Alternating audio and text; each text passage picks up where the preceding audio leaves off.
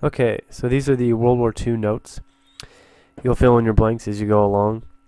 One thing to keep in mind, we're starting in the 1930s, so keep in mind what we talked about was going on in the United States with the Great Depression and also a worldwide depression as we start to look outside of the United States. So first, kind of a review of what we had talked about with Germany, and that is how the Treaty of Versailles, which ended World War I, affected Germany. Germany was basically blamed for starting World War I. They had to pay money, their land was taken away, their military was limited. And so here are just some examples of what we talked about, just as a reminder of where Germany's at in the 1920s and 30s when Hitler comes to power.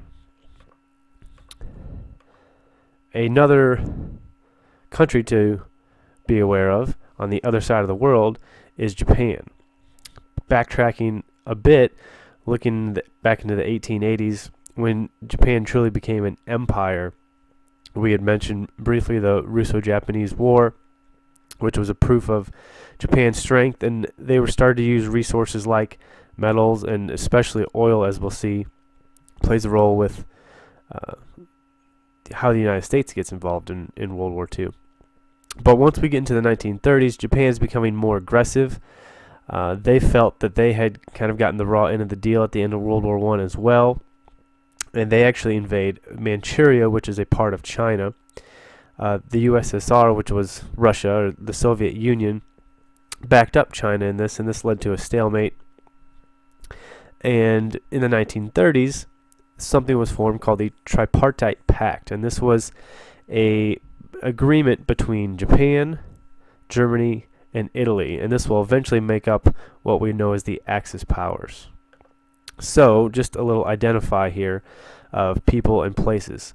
So, as we go through and we talk about the Axis powers, this is who we're talking about.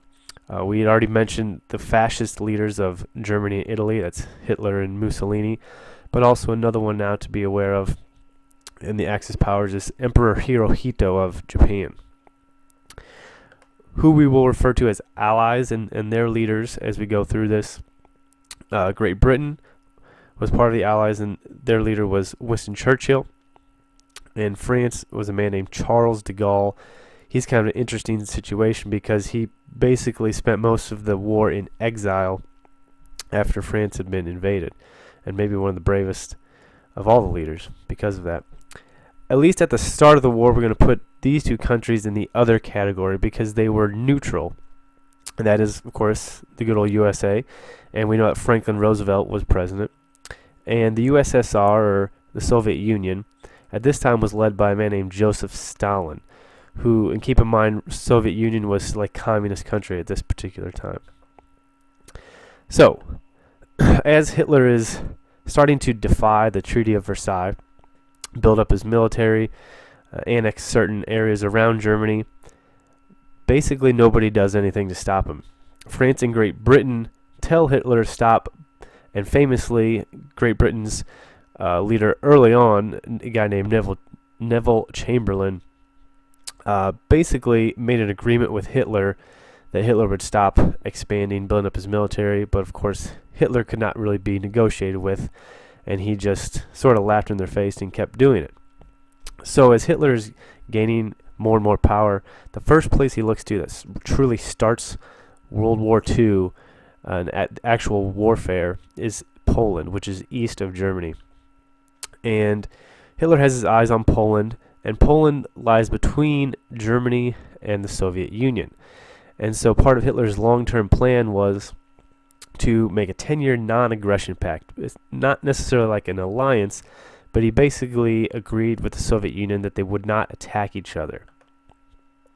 And so Hitler, his first move is to then invade Poland. And he invades Poland in September 1st, 1939.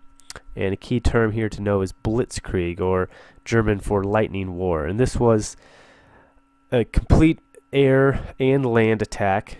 Now planes and tanks are much more effective than they were in World War I, and that really was kind of the difference here. People thought that warfare would still be like it was in World War I 20 years before, with slow trench warfare, and Hitler was one step ahead of the game in terms of this. And Hitler successfully invades Poland in a matter of days, actually, with this lightning war. And Poland is then divided half between Germany and half between the Soviet Union. So, how do people react to this? Allies like France and Great Britain declare war on Germany. They ignore the actions of the Soviet Union. In the United States, at this point in time, we are still neutral and basically do nothing, at least at this point in time. And Hitler's next target is his western neighbor, and that is France. And he uses this blitzkrieg tactic once again, and France falls within 6 weeks. There's a famous picture, and I should have put it on here, of Hitler standing in front of the Eiffel Tower. And that is something that never happened in World War I. Germany never made it that far into France. So that was very symbolic. So France falls very quickly. One other symbolic event, as Germany is basically running wild across Europe, one success for the Allies is what's known as the escape at Dunkirk, which was on the French coast. And so the Germans had basically trapped the British and French soldiers along the coast in France, and they had this emergency evacuation. All these ferries were used to get all these soldiers, over 300,000 of them, across the English Channel into England, into safety. And so this was really the only success that the Allies could claim out of this whole start to the war. And so these next three maps are just to kind of show you a visualization of what we're talking about here. And this is 1935 Europe, well before the war starts. I know some of the names are not in English, but in blue you have the Axis powers, Germany and Italy. In red you have the Allied powers, and then the Soviet Union is in green. And so this is 35. Right as the war breaks out, Hitler invades Poland to the east, and it's split between the blue Germany and the green Soviet Union. And then by 1940, this all happens very quickly, Germany's then taking control of France as well.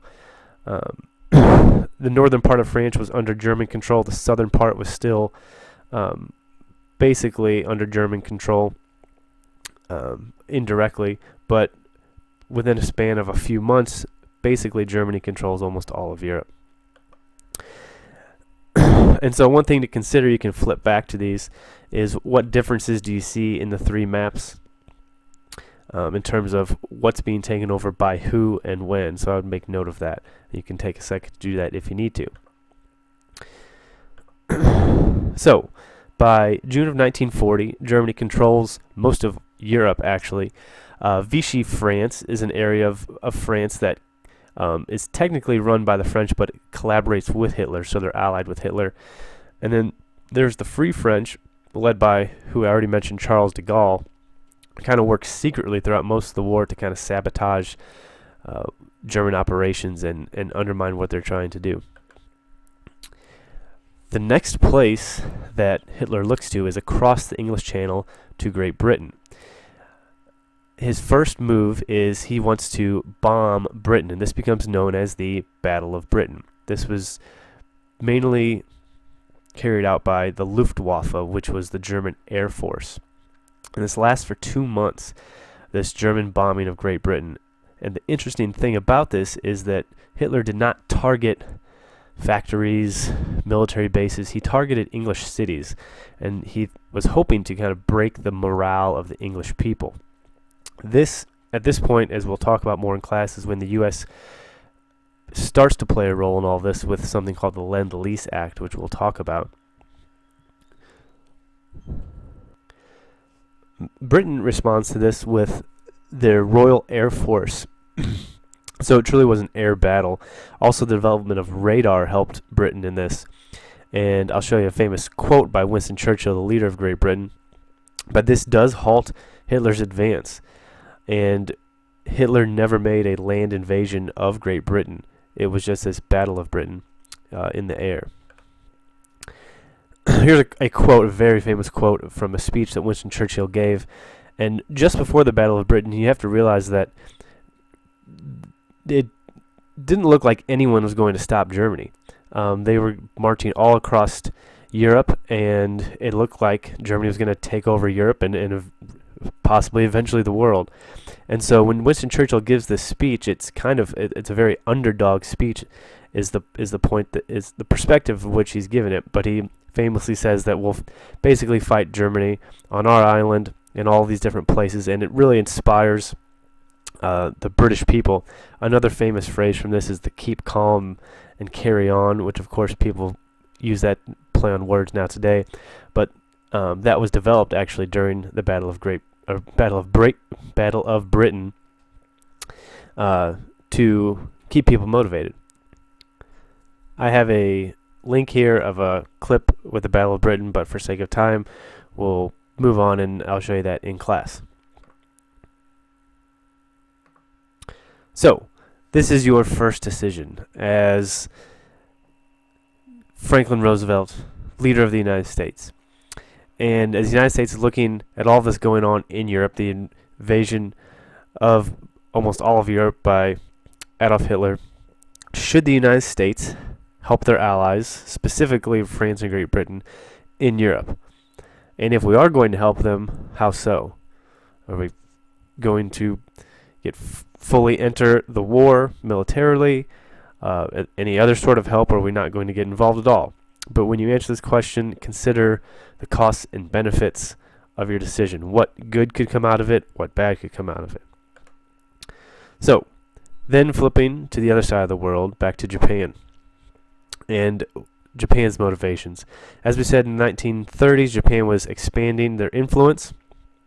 They wanted to basically create a buffer zone around Japan. Japan is here on this map and surrounded by water, of course.